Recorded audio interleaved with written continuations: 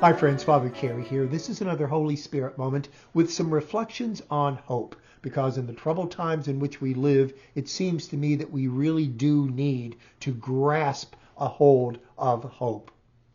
The Christian tradition, following St. Paul in 1 Corinthians, argues that hope, as a matter of fact, is a theological virtue, that it is a virtue that we are offered through grace and which is necessary for a fulfilled whole life. But it seems to me that it's not easy to figure out what hope is. And so what I would like to do today is to share a few thoughts that will, I hope, appeal to not only secularists, but also to my fellow Christians about what hope is. I will be calling upon three different thinkers, the French philosopher Gabriel Marcel, the German-Korean philosopher Byung-Chul Han, and the French philosopher Jacques Derrida, in order to bore into hope. Both Han and Marcel want to argue that the context in which genuine hope arises is always one in which one feels captive. One experiences a sense of imprisonment, a kind of closedness, a dead end.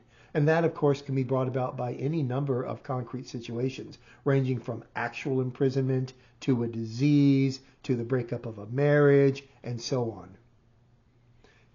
The point is, when we feel as if we are captive, we feel as if there are no future possibilities before us. We are constrained from moving into the future. In fact, we can't even envision the future.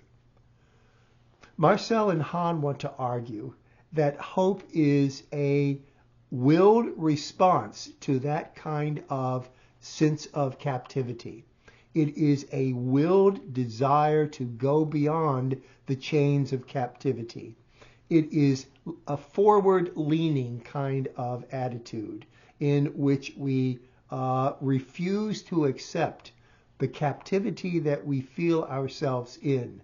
And we look to the future to see what possibilities might lie beyond our captivity. And in a curious way, the very act of doing that releases us from at least some of the captivity. Do you remember when Henry David Thoreau famously said, "Four walls do not a prison make"? That's the sense here, that the moment we begin to lean forward and recognize that in point of fact, there are possibilities, that we are not possibility-less, we have somehow broken the chains of our captivity. We make, as Marcel says, a leap over the abyss. What are the possibilities that we imagine, that we envision? Well, some people might say that we envision specific possibilities, but Marcel and Han and Derrida want to argue that's short-sighted. Genuine hope doesn't focus upon this or that possibility. It simply celebrates the sheer existence of future possibilities. Those possibilities, we hope, have something to do with our salvation in both a secular and a religious sense, but we recognize that they may not, that possibilities in the future may be onerous, may be hard, may even be cruel.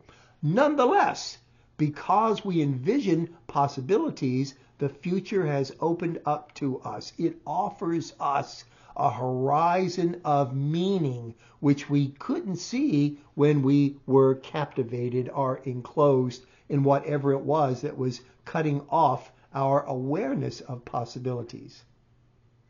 So when you think about it, my friends, genuine hope is an expression of freedom. And it's an expression of the willingness to lean forward into the future, regardless of what the future holds, simply celebrating the fact that it is the future and that it is open and that it includes a wide range of possibilities which we can't really calculate or imagine. And that brings us to what hope is not. Hope is not optimism. All of these philosophers that I have in mind today will agree on that. Because optimism is a closed future.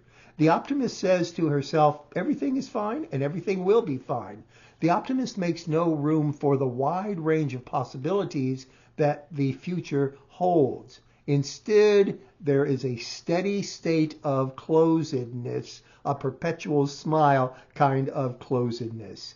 So an optimist isn't a person of hope, nor is a prophet a person of hope. And by prophet, I don't mean one in the biblical sense. I mean an individual who looks at the world around her, weighs up all of the data, and predicts, makes an inference about the future, and then expects that future to appear, to become real.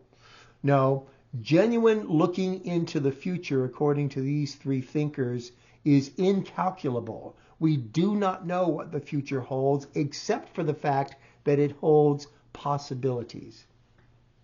Derrida really pushes this point home, and a distinction that I think is really quite good. He says this.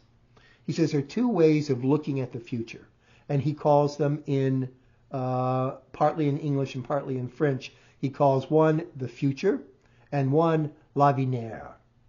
The future is that which we can more or less predict, that which we more or less expect, that which we more or less can bring about. So, for example, at the beginning of the day, I know that my future entails a cup of coffee. I will bring that about. I can predict that that's going to happen because that's what always happens first thing in the morning. That possibility is perfectly calculable. But l'avenir, according to Derrida, is the future which is not predictable, the future which will come, but we do not know what it holds. That is, we know that it holds possibilities, but we don't know what those possibilities are because it's open. And we, again, should exult in that because it means that we're no longer captive. It means now that we can stride into the future with courage and patience, but with hope.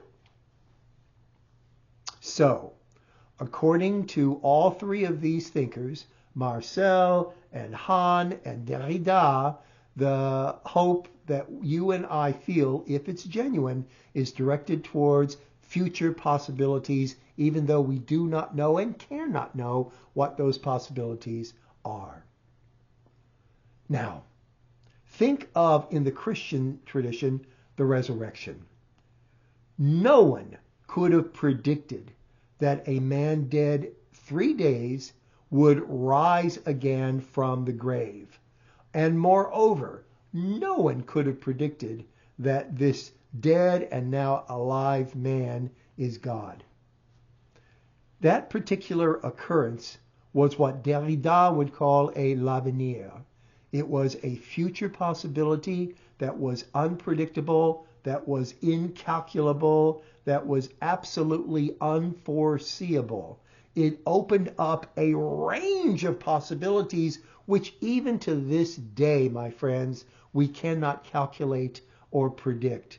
I know it's all too easy for we Christians to fall into canned, habituated language and talk about the heaven that awaits us or talk about becoming saved by Jesus. But do we really understand what that means? I would suggest to you that we don't. I would suggest to you that even though we hope for salvation in the Christian sense of the word, we do not know what that means because it is not within the realm of conceivability, just as the resurrection was not and is not in the realm of conceivability. We ought not to confuse familiarity with conceivability. The two are quite different. In the secular realm, it seems to me, even though there may not be a hope in the kind of messianic salvation that Christians hope for, there is, I believe, a hope for salvation in the sense of a better world in which to live, a world in which there is less injustice, a world in which economic resources are distributed more equitably, a world in which natural resources aren't squandered, and so on and so forth. But how exactly those possibilities will pan out, we do not know. And as a matter of fact, we ought to simply exult, according to Han and and Marcel, we ought to simply exult in the sheer fact that the future is open and that there is a realm of possibilities that lie before us. Now, one more point is worth bringing out about hope, whether we're talking about the secular version or the religious Christian version, and it is this. Hope is always communal. When we are in a state of captivity, many of us will fall into a state of despair, and despair is focused almost exclusively upon one's self. There's no room for anything else, and if one is captive, one is in solitary captivity. But the moment one breaks through in freedom, the moment one envisions possibilities in the future, that is when one begins to relate to others in an act of love, says Marcel. His famous expression is hope in thee for us. We never hope only for ourselves. We always hope in the name of and for the sake of everyone else. The salvation that at least religious hope yearns for is that all people will be saved by the messianic event of Christ's resurrection. And in the secular world, the same kind of salvation is communal as well, right? A secularist doesn't hope merely that her own life will become better. She hopes that everyone's life will become better. Hope, I said earlier, is a willed choice, a willed decision to break outside of the captivity. But after a while, it becomes a way of being. It becomes so much a part of one's fundamental outlook on the world that it colors everything that one does in the present. Marcel has a rather cryptic, but I think quite wonderful way of putting this. He says that hope is a memory of the future. Isn't that wonderful? Hope is a memory of the future. And what I think he means is something like this. Whenever we open ourselves to the realm of possibilities that define the future, whenever we recognize that we are no longer held captive by the present, that attitude seeps into our present way of life and influences it, just as memories of our past filter into our present life and influence it. So whenever we hope, we are remembering the future. We are living the future, even though the future has not yet arrived. And we are living it in the sense that we are leaning forward and celebrating and embracing the wide range of possibilities, which at this point we cannot predict or calculate, but which we know and trust lie before us. It seems to me that this is a very thoughtful and fruitful way of thinking about hope, whether one's speaking about secular hope or whether one is speaking about that theological virtue that St. Paul called hope. My friends, I'm Father Kerry, and this has been another Holy Spirit moment. Thank you so much. If you are so minded, I do invite you to subscribe to this channel. At any rate, I'll see you again real soon. God bless. Take care. Bye-bye.